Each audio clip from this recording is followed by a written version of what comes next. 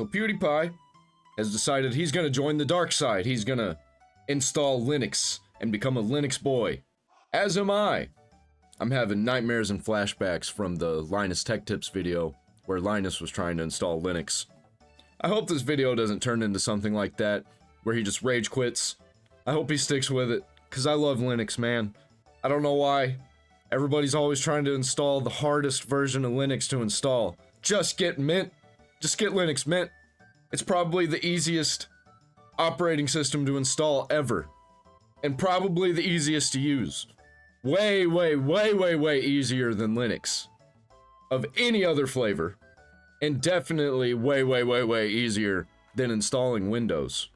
So let's watch this, hopefully not absolute disaster. Oh, you little cat. Oh, you poor boy. You disgusting little thing. Oh, what happened to you? I installed Linux, that's what happened to me. I tried Arch. My computer kicked me in the nuts and then exploded.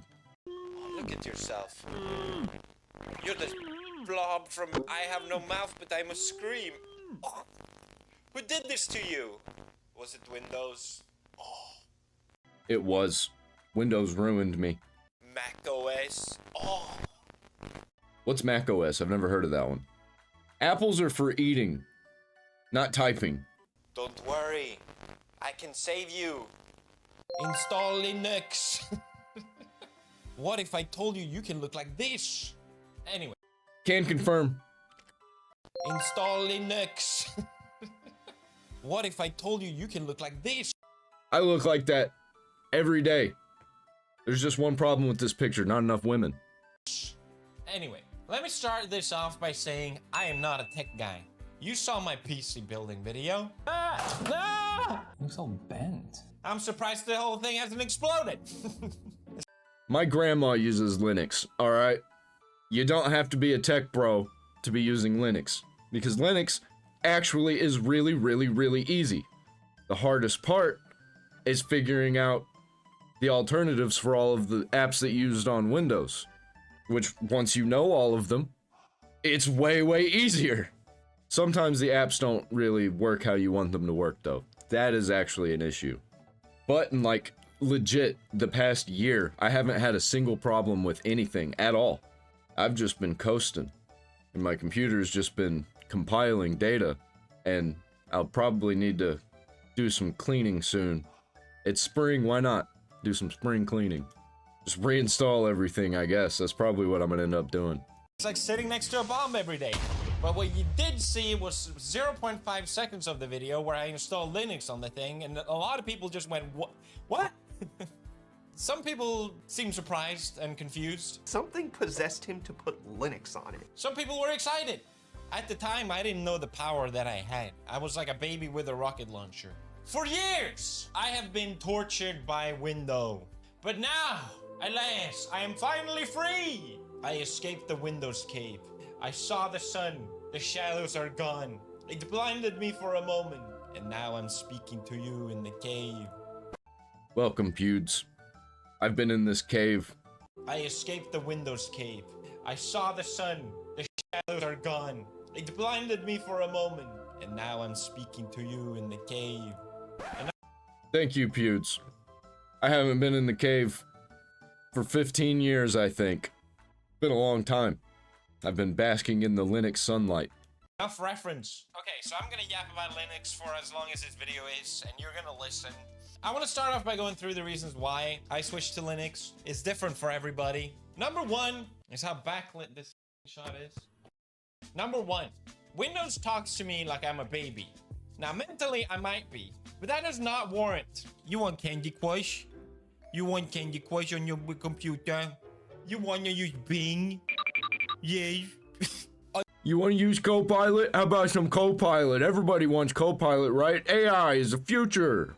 Are you sure you want to delete that file? Are you super duper sure you want to delete the file? That's how it talks to me, and I don't like it. Linux, on the other hand, literally puts a gun in your hand and says,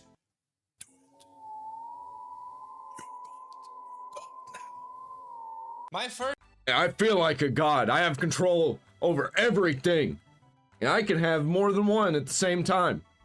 I can have 5 guns in my hand, fully loaded. sort of aha moment when I installed Linux or started using it was, wait a minute, it does exactly what I want it to do. And this is a Until it doesn't. Until it really doesn't. Like OBS, they install some updates and then everything just fucking breaks. really powerful feeling about that. I do want to show you guys my setup as well. I will get into that. But first, reason number 2. As an epic minimalist, the bloat. The bloat is... This is my biggest issue with Windows, is the bloat. And even some of the Linux distros have a little bit of bloat. I'm talking to you, Ubuntu. Linux Mint does not have any bloat. You get like basic apps, and then the world is your oyster. FlatHub is a dream, even though they've been having some issues. Not really with their apps or with installing anything. Well, some of their apps. None that I use. But I think they had some politics going on. Nobody likes to see that. real. It always bothered me. Anytime I install a new Windows, I spent like an hour trying to uninstall all the pre-packaged BS that I don't want. Windows is like, I know you paid $100 or whatever for me, but I'm still gonna put ads in here. Yes. Put a little AI in here. You want that, right? That doesn't benefit me. Everybody wants AI. It collects data to possibly make your life easier in the future. And also we can track your every movement and know what you'd like to buy so we can better sell you things. More ads! It's for you, the consumer. Bing! It doesn't benefit me that you use Bing, but please use Bing. I use Bing for images because Google Images just doesn't work. Google doesn't work for anything anymore. I can't ask it questions. I'm just totally off of Google. Microsoft is an annoying suite, apparently. With Linux, nothing. Serenity. Peace. Don't even get me started on the Windows taskbar. You control what's on your computer. Duh, it's obvious. How is this not a thing? But people get it confused and they're like, well, if that gives me all that control, I don't want that much control. That's a lot of work. I just want everything to be there when I want to use it. Now, I mean, if it's all there and I got all this extra stuff that's bombarding me all the time, I don't really care because I still don't got to do anything. All I got to do is just close that stuff or ignore that stuff. Well, guess what? Everything already works right out the box with Linux. You're wrong. Just because you have all of that customization doesn't mean that you have to. It's all ready to go. Reason number 3, customization. I discovered this afterwards. Customizing on Linux is a beautiful thing. On Windows, I went actually from Android to Linux.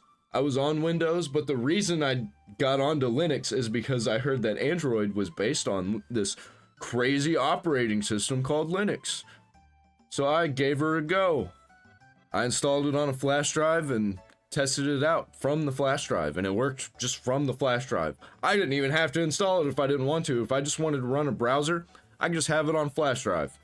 But then I was like, okay, man, this Manjaro thing is too good. That's the one I started with, was Manjaro. So I installed that, ended up breaking a bunch of stuff, didn't like it, and I was like, I'm curious. I'm gonna go distro hopping, as the kids say. I don't do no distro hopping anymore. I just kind of stayed on Linux Mint. I went from Manjaro to Pop OS to Garuda to Linux Mint Debian Edition to Debian, and then back to Linux Mint Debian Edition, and then I went full-blown Linux Mint, and here we are, Minty. you can maybe change your wallpaper, change a little bit of colors, whoopity-doo. On Linux, you can change reality itself. Since Linux is built modular, you can I've been thinking about installing a Windows manager, or a window manager, and using that as my desktop environment. swap out your GUI entirely. You don't even have to use one. You can cut off the head of Linux and it'll still be like, hey, I'm here, what's up? Customizing on Linux is called rising, and I got way too into it. I cooked hard. I can't wait to show you guys. Now, reason number 4, gaming. Gaming on Linux is finally real. I actually installed Linux 15 years ago.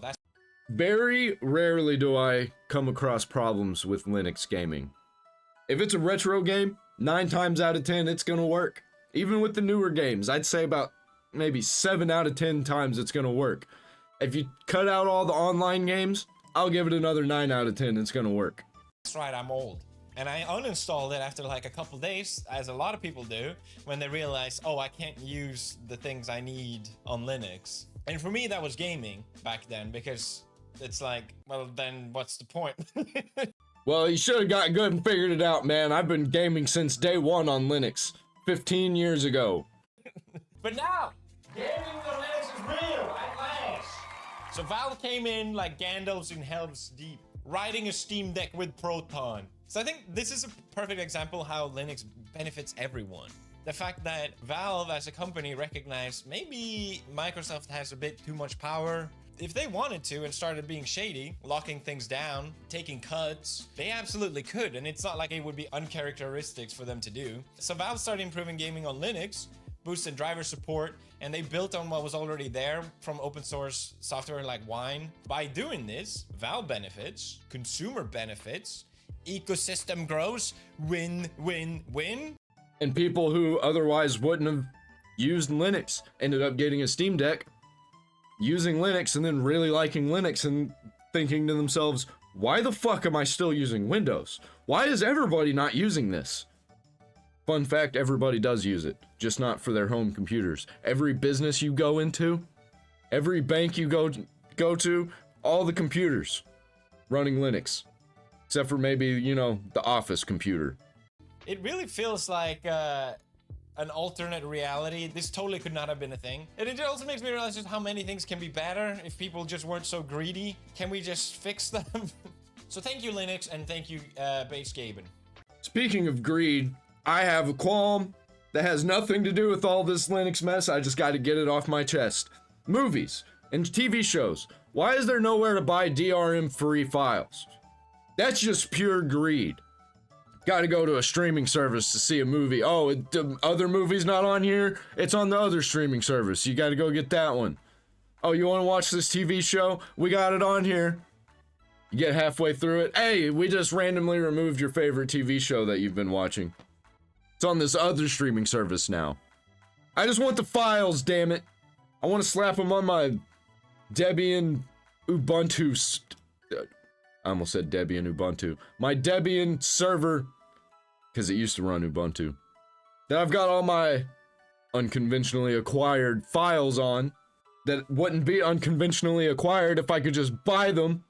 Now I've gone through the reasons why I switched to Linux. Let me just explain why maybe not switching is a good idea. Because everything good comes with a sacrifice. If you're swapping to Linux, you'll likely have to give something up. I don't know what that is, but for me, it was Photoshop. I used Photoshop, again, for 15 years. All the shortcuts, all my workflow, it's all baked into my brain. The way I use Photoshop, I don't think about it. It's just, here's the thumbnail. It's not beautiful, but I get the job done. Unfortunately, Adobe is a garbage company, and their software just won't run on Linux. And that's where GIMP comes in, or Krita. I need to start looking into Krita, because there's a lot of tools that it sounds cool, that I want to use. And maybe I'll get more of a full experience if I use GIMP and Krita. He's probably about to talk about GIMP. A lot of artists are jumping ship. They don't want to use Adobe anymore because they realize it's a terrible company. Me as well, I thought, you know what? It's time. I'll swap over. I know the open source alternative is GIMP. I've heard about this forever. And I thought, you know... You could also use Krita. It looks prettier than GIMP, but I love GIMP. And GIMP is getting better all the time. It is actually a viable competitor to Adobe Photoshop. And it's free! And they don't track you. I'll feel good. I'll feel good leaving Adobe. So I'm ready. I go to their website, I click through the 1,000 pages, I crawl through the bushes just to find the goddamn unsubscribe button, and I was so ready. I was gonna be like, you Adobe, just unsubscribe. You know what happens? You know what happens? They hit me with an unsubscription fee. Yes. That's happened to me a time or two. Yeah, and I ain't paying your shit. I'm shutting everything down. I will shut it off at my bank. I don't give a fuck. Those. I'm sorry, what? I have to pay to not use your software?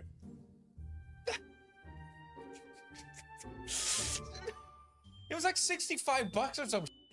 If buying isn't owning, am I right? It's insane. What the If anything, it just made me realize, okay, it's over. I'm never going back. So like I said, the open source alternative is GIMP. GIMP! And since this is Linux, open source, you can do whatever you want. I downloaded this icon pack that changed the icons so they look like the Photoshop icons. That helped a little bit. Then I downloaded a shortcut command list that matches the one on Photoshop. Boom, made it a little easier. You know, I'm still not 100% used to it, but the fact that I can do stuff like this really helps. For me, personally, a worthy sacrifice. I hope. I've gotten pretty good at using GIMP. I don't think that I'd be able to even use Photoshop. I've never used Photoshop. So I don't know what it looks like. I don't know what it does. I don't know what it's like at all. This doesn't sound like copium, but genuinely, it feels good that I was able to move on. At the end of the day, some tools are only gonna work on Windows and only gonna work on Mac, but what you gain on Linux is so much more. Freedom. Join us. I'm just praying that Adobe is not just gonna show up one day and be like, there's another fee. I'll meet them in a dark alleyway. They'll be like, it's a little fee. Now that I've convinced you to swap to Linux, you have the wonderful choice of picking a distro. Yay, so many of them. Just go with Linux Mint, man. Just Linux Mint. Pop! OS is a viable option. If you've never gotten really deep into tech, those two. Forget all the other ones. Maybe Ubuntu, but I'd advise against Ubuntu because there's a lot of bloat. And a lot of stuff you're probably just not going to use. I hear people going like, I don't know which one to pick. What do I do? There's so many. Just pick one. It's a wonderful thing that you can choose. No. Don't listen to him. Do not just pick one. Because you'll end up getting like Kali Linux or something. Or like OpenSUSE and you ain't going to know anything. Yeah, don't do that. Just Linux Mint. Don't you understand? The world is your flavor. Look at all these spices. I went with Mint. Yeah, like a smart boy. That's what you should go with. Because it's the same one that I installed 15 years ago and I knew that it was beginner friendly and that it still holds up. It very much feels like Windows, just better, okay? You don't even need to touch the scary terminal. If you don't want to, you don't have to. It's all I rarely do. I usually just use it to get into my server or install files from FlatHub. And you don't even have to use that to install files from FlatHub. You can just install the file. But I just like feeling like I'm a smart guy for installing apps using a terminal. okay. You should though. Now, let's jump into my computer really quick. Oh, look at that. I'm recording with OBS. Open source is always the best source. Couldn't get Bandicam. They didn't have a Bandicam. I can't believe I paid for that. Who the fuck uses Bandicam? Is he using Bandicam? I haven't heard of Bandicam in like 15 years. Like legit when I left Windows. And they had fraps and all those things. There's like free versions everywhere. That's so much better. Okay. All right. So this is the terminal. You've probably heard about it in Linux. Feels a bit strange in the beginning. Let me just show you how it works. But first, wait. Oh, yes, today's sponsor. 3, 2, 1. Wrong! G Fuel! Wow, look at ASCII art. I love it. Beautiful PewDiePie tub. Right now, you get a free PewDiePie shaker cup, which is an amazing deal. If you order $50 or more, highly recommend. It's a great deal. This is probably the best deal you're ever gonna get with G Fuel. Please take advantage. I genuinely mean that. You get the booty shaker free and 33% off all PewDiePie products. Never had G Fuel. I've only had Gamer Subs, and I really like Gamer Subs, and I bet G Fuel is just about, you know, the same. If you use the code PewDiePie, this is your final chance. Only get this deal for 7 days, so take the chance now. Don't wait, please. Brofist, thank you go to gfuel.com/PewDiePie, enter code PewDiePie, 33% off. Thank you, G Fuel, for sponsoring this video. Okay, so this is my desktop. I called it Apollo, and then I have my laptop, which I called Dionysus, because I wanted to mess around with it. Dionysus is the one I really went hard on the rising. But I just wanted to show some terminal commands really quick, just so you get an idea how it works. Oh no. Are we ready for this? I'm not. I am a Linux boy, have been for 15 years. Rarely used the terminal. I know how to copy paste, that's about it. I talked about this in my last video, but the first thing that really blew my mind with Linux, I just noticed my computer was booting kind of slowly. So I found this command called systemd-analyze, and it tells you exactly how long it takes for your computer to actually load and what part takes a certain amount of time. And it used to be like 45 seconds. I was like, dude, this is terrible. So then I found another command called blame, and then you can see exactly what part is kind of slowing down your system, which got me into like really optimizing it. And I had so much fun doing that. And it just made me realize, just like on Windows, if my computer is kind of slow, you just kind of deal with it. It's like, oh, okay, well, what can you do? On Linux, it's like, the world is your oyster. You can fix it. Hey, I said that earlier, that exact phrase. It's one of my favorite phrases. Because on Linux, it really is. You can do anything. You can delete your whole system. I mean, you can do that on Windows also.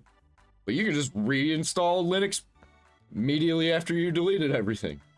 And it'll be up and running in like 20 minutes. Personally, I like that kind of stuff. The second thing that blew my mind with the Linux terminal was just how fast it is at searching. Searching on Windows is so annoying. It takes forever. Sometimes it doesn't even find the file, even though you type the name of it perfectly. And a lot of times they just Bing it. They're like, oh, you want to search for your file? Oh, maybe, no, actually, you want to look it online. That's what you want to do. It's like, no. Linux, you can find any file, whatever you want. This is searching all JPEGs on my computer. It's a bad example, actually. The other thing that I love about it is that you don't have to just search the file. You can also search text inside the file. So let's say you forgot what the file is called, but you remember roughly some stuff inside it. You can grep it, and bada bing, bada boom. What the hell is this? Spotify password text. Balls deep. I did not do that. What? Searching files on Linux is super fast. It made me realize just how it should be on a computer again. The most obvious thing with the terminal is that, let's say you install the operating system and you need to also put all the programs that you want to use on it. Usually you have to go on the browser, Google it, look up their page, go to their download page, dodge all the fake ads. And I legit have a notes file with all of the FlatHub commands for the terminal just saved in it. And I'll just, you know, take that with me wherever I go and just copy paste into the terminal and just hit enter a bunch of times. All that crap, and do that and install and run each one, wait for it to install, yada yada. It takes forever. On Linux, you just go sudo apt install, what do we want? We want VLC, Firefox, OBS Studio, boom, thank you. And now I can sit and look at the screen and feel like I'm a hacker. Yes, I know what all of this means. Every single letter I'm soaking in with my brain. Yeah, just wait until you find out you can install operating systems inside operating systems. I mean, you can on Windows too, but it sucks. Using a program like Boxes or VMM, even VirtualBox. You can use VirtualBox on OBS. Or, man, on Linux. What? Because I was looking at my OBS when I said that. There's so much you can do with the terminal. It's insanely powerful. I can make a whole video about it, but I don't want to keep this too long-winded. And in reality, I just want to show you my rise on my laptop, to be honest. That's the whole reason I'm making this video. I had this old laptop. I mean, it's not that old, but I just never used it because I didn't really like using it. I mentioned before there's many distros of Linux, and I wanted to try one called Arch. Partially because of the meme. It's kind of become a meme because it's a little difficult to install Arch. So it's like a flex to use it. Little difficult to install it? Sure. But once you get it installed, you got to keep it up and running. That's also a task. That's just too much. That's too much control, too much freedom. For some reason, I went on a god run and I had no issue. I always get stuck on the dumbest ever for like 12 hours. I don't know what happened that time. But I also wanted to download Arch because it's a minimalist distro. Whatever you put, or at least 90% of it, is there because you decided to put it there. And it's also very highly customizable, which are two elements that I love. So I knew I was gonna love it. All right, let's go into my laptop. I think it makes sense for me to show it without any customization first because it just be confusing and I need to talk to people that haven't used Linux. My first favorite thing, which I have on Mint as well, is just shortcuts on my keyboard to open programs. Open terminal, open file manager, open browser, close it, whatever, it's all there. It's such a nice workflow and have a more keyboard-centric way of using your computer, especially on a laptop. But even in general, you know, the whole like, okay, let me click on the start menu and just find the thing. If I don't have it keybind, I can open Rofi and just search for it. I have a similar program installed, but mine just pops up a little window in the bottom right. His looks nice. I might have to look into that. And open it. I don't want to over-explain things as well, but yeah, this is my terminal on this setup. I'm using Alacrity, and this is NeoFetch, which shows my specs. And usually people have Everybody's got NeoFetch on Linux, man. If you don't got NeoFetch and you're a gamer, what are you doing? You need to know what you got in there. an ASCII art. It sounds like I'm saying ASCII. Ashy, I'll call it Ashy, of their distro. And if you saw my Mint one earlier, I was like, oh, it wouldn't be cool if I do like my own custom Ashy. And then I thought, oh, wouldn't it be cool if I do my own animated Ashy? So I figured out how to do that. It took a little bit of tinkering and schminkering, but it's just so nice to look at. I love it. So I'm running Hyperland, which is this beautiful tile manager. It automatically sorts it for me whenever I open something. This is such a nice workflow, and I can close it all as well. You can literally open these until infinite. When you're on a laptop, when you have limited screen space, it's such a great way to work with it. The fact that they're always there means I never have to look for them because I know they're there. I really like doing stuff like that. It really feels nice. I need to actually use that in my workflow. The tiling manager, is that what that is? I think so. And if my workspace is full, I can look at this, swap to another one. This is workspace number 2 and workspace number 4. I've been recording OBS from here. Let's say I'm working on a project on workspace 1. I can then work on another thing on workspace 2 and go back and forth vice versa instantly. I love this way of using a computer. It's so sick. The first thing I really loved about this Arch Hyperland setup was just how quick and smooth it looks, at least. You know, like boom, oh, open. It's so nice. And it's got those vibes, man. It all fits nicely with his Soviet laptop because for some reason he's got it set up like Soviet era architecture. But then I open my browser and it's like, oh, you see that? Ew. Again. Oh, that took forever. And it loads so ugly. So my first thought, okay, well, maybe I can upgrade my SSD to make it snappier and quicker. But then I thought, I'm on Linux. I can do whatever I want. So let's run a time here, Firefox. Let's ignore the CSS errors. I tinkered a bit too much. Don't worry about it. What was that? 2 seconds? Not good enough. So I figured out a way, and it's so dumb. I won't explain how I did it, but the fact that I was able to do it, boom, instant. Boom, boom, boom, boom! I love it. And now I need to know. Now I really need to know, because mine takes like 2-3 seconds also. I use Brave, though, so it might be a little bit different. I love it so much. It's these small things that makes you really fall in love with using Linux. Anyway, the first thing I customized was Waybar. Oh, I forgot to say, I can move around as well if I want to. Anyway, and move them to a different workspace. So yeah, this is my taskbar. It's like the Windows taskbar, except you decide exactly what's on it and customizing it. Dude, his looks so legit. I just go with the regular Linux Mint taskbar. But I do want to get into some more customization whenever I get bored one night. I'm usually working too much. Calendar, turn it on and off.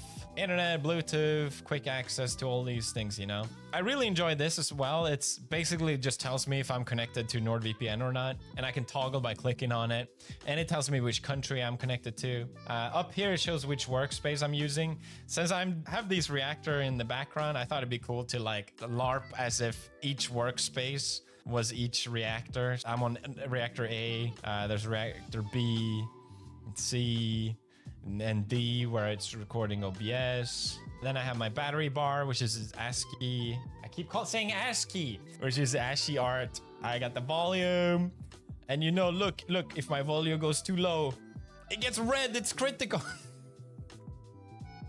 Just to really LARP the whole nuclear reactor UI. To me, it's cool, I like it.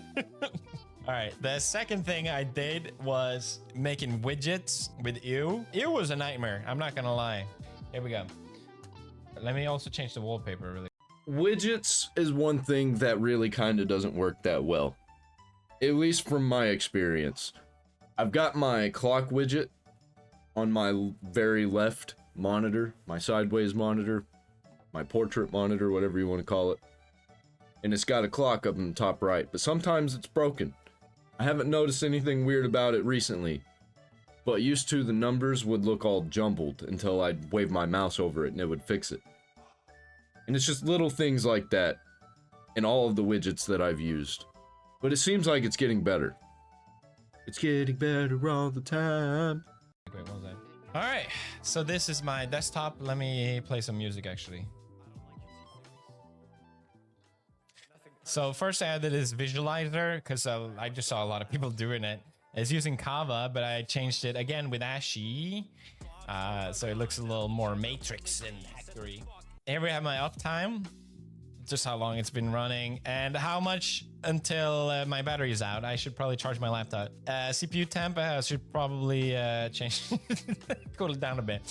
All of this is, it changes, it's not just like visual flare, well it is, but CPU load, which changes, RAM usage, storage, this tells me which workspace I'm on.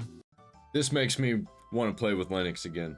This makes me want to change some things. I'm gonna have to download a virtual machine or something and do some customization and then redo that in my regular distro. Because this looks beautiful, man. I bet there's all kinds of new stuff too since the last time I tinkered with it like 2-3 years ago. Right now I'm on reactor B. Power consumption, completely useless, but I needed it to look cool. And then we have my two fans for CPU and GPU, and then this little spinny fan thing to show it. Upload and download, latency, and then just another VPN thing. It's kind of pointless. And then basic weather. And then finally, to make it sort of all work together, I added a script that basically scans if I'm using a window. So if I open or close, it sort of transitions in and out of Waybar because I don't need it on both. That's just like too much information in my opinion. So this is on my desktop. It's just a nice vibe here. We just You know, I actually don't mind when it's showing me too much information. It just makes me seem like I'm smarter and I'm actually doing things on my machine besides just watching YouTube and making these stupid slop videos. Over here, and then when I'm in workflow, it blackens it all out, and I can just get going on my schwingy thingy. Oh, and in the middle here, my I forgot to say, it has power profiles, my laptop, so I thought it'd be cool to change them. It's silenced, balanced, or power mode, but I changed it to Rasgon, which means overclock. You see my fans are spinning, and these are faster as well. I might rip off this whole Arch setup that he's got and make my video boxes look like this instead of like Windows XP or 98 or whatever it is I'm using. Oh, because the fans are spinning more. This is so sick to me because I'm remembering what this laptop used to be running Windows. I never wanted to use it. I hated it. Now it went from a hardware that I never used to my favorite piece of hardware because it not just looks great, it runs great. I love it. It's so sick. I had so much fun customizing this. It was just a blast. Yeah, I hope you guys appreciate it as well. I've been doing so much more. I built this camera as well. Like I mentioned earlier, you can communicate with Linux even without a graphical user interface, GUI. That made me so excited because I'm like, wait, that means I can use other computers at my disposal. For some reason, to me, that's just like really cool. And I wanted to try what I could do with it. I want to show this in another video maybe because I feel like it's too much yapping. But my point is, I've been having so much fun. Just tinkering, messing around, feeling like a hacker.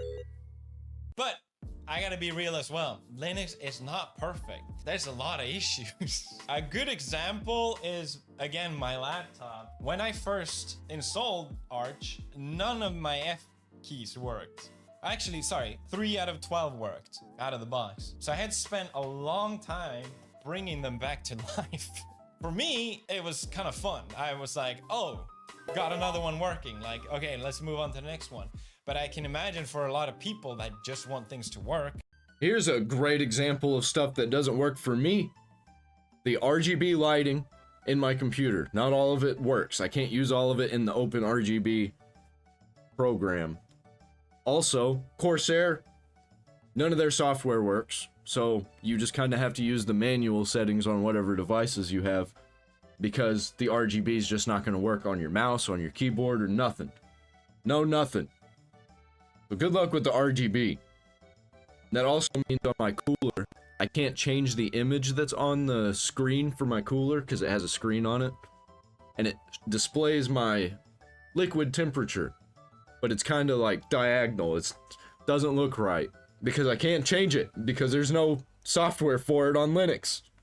You know, maybe this is not for you. And maybe it should work, you know? I think since Linux is not as popular on desktop as Windows or Mac, this is just the reality. There's just not enough support for it. On Linux, if something doesn't work, it's kind of up to you to fix it. And yeah, that's just how it is. I was trying to update my drivers for my GPU, and I got a black screen 6 times, and I had to do a hard restore every...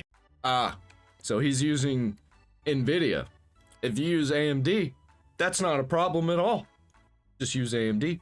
You won't get no black screens. We got those open source drivers. NVIDIA just started with open source drivers, if I'm not mistaken, and I probably am. time. It's, you know, not the most fun thing in the world. There are other things I could rather be doing, which is why I need you to install Linux, so the more people we can get together, the better Linux becomes. True. More people that use it, the more kinks and bugs are going to be ironed out.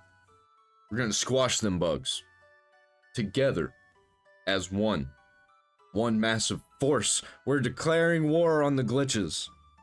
And I get it now. Like, that's why people were so excited about me using Linux, because Linux is not a product, it's a platform. And it also already exists everywhere. NASA, SpaceX, it runs on Linux. All the super Sonic drive-through, drive-in, coffee machines, ATMs, everything uses Linux. Android phones, kinda. supercomputers, your TV, your smart fridge, your phone if it's Android, it's all Linux, baby. Yeah, it is, yeah, I said that. I think it's just so cool, the fact that this all happened because one Finnish guy in like the 90s just decided, hey, I can write a better kernel. Finnish naivety, typical Finnish behavior. They think they can do anything. But without that, Finland's not real. Finland doesn't actually exist, so how can Linux exist? you know, things would have been very different. At least there wouldn't be an alternative. And I just think it's so cool that people saw what it did, got excited, and wanted to join in. So please consider joining in. Now, if you're even just a little bit curious, I recommend trying Linux. Maybe try dual booting it if you're not sure. You can still keep your Windows or whatever. You're gonna kill it later. You might as well kill it now. Or even a virtual machine. Just install a virtual machine and you won't even have to worry about dual booting. Test it out, break it, get upset. On Linux, I feel alive at last, at long last. Thank you for watching. Let me just type out my goodbyes.